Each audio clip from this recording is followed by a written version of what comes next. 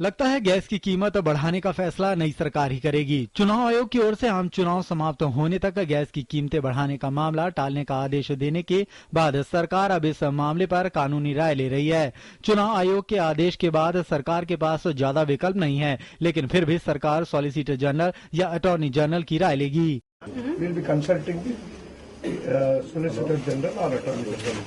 आयोग ने कल देश में रिलायंस इंडस्ट्री सहित विभिन्न कंपनियों द्वारा उत्पादित प्राकृतिक गैस की कीमतों को 1 अप्रैल से दोगुना करने के सरकार के निर्णय पर अमल को चुनाव संपन्न होने तक स्थगित रखने का आदेश दिया था। हालांकि मोइली ने कहा कि सरकार ने मूल्यों को पहले ही अधिसूचित कर दिया है। सरकार को लगता है कि मूल्य बढ़ोतरी का निर्णय टालने से भारत में निवेश, खासकर पेट्रोलियम क्षेत्र में निवेश के वातावरण पर बुरा असर पड़ सकता है। हालांकि विरोधी दल आयोग के फैसले का स्वागत कर रहे हैं। चुनाव आयोग का निर्णय हुआ है, ये निर्णय ठीक है, ये नहीं होना चाहिए था। मूल सवाल ये है कि हम आपसे एक बात जो कहना चाहते हैं कि चुनाव जब model code of conduct in operation है तो इस तरह की कोई कार्रवाई नहीं होनी चाहिए। ये ठीक डिसीजन है, होना चाहिए।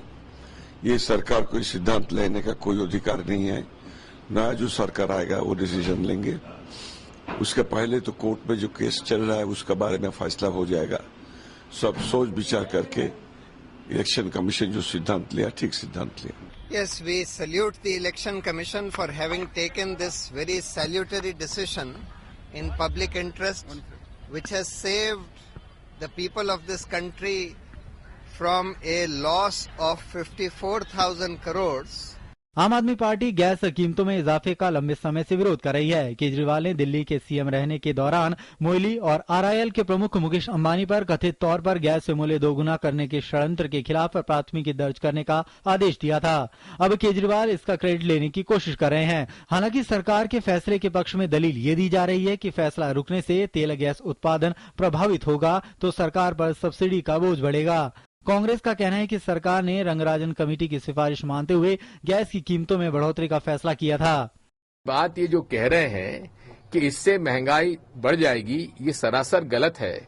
क्योंकि आज जो हम लोग गैस इंपोर्ट कर रहे हैं वो $14 से $16 पर कर रहे हैं, जबकि हमको यहाँ से अभी $4 मिलता था और $8 में मिलेगा।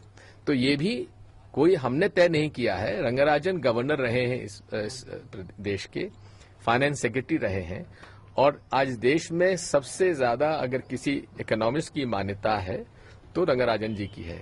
उनकी कमेटी ने ये भाव तय किया है, हम लोगों ने तय नहीं किया है। भारतीय उद्योग परिसंघ यानी सीआईआई भी फैसले को रोके जाने के खिलाफ है। सीआईआई अध्यक्ष कृष्ण गोपालन कृष्णन के मुताबिक गैस कीमतों में इजाफे के फैसले को रोकने से इस महत्वपूर्ण सेक्टर में निवेश के माहौल पर गहरा असर पड़ेगा। शायद इसी वजह से शेयर बाजार भी फैसले से प्रभावित हुआ और रिलायंस के साथ साथ ही ओएनजीसी के शेयरों में गिरावट दर्ज की गई। कल तक तेजी से भाग रहे शेयर बाजार में आज ब्रेक लग गई। Bureau report, TD news.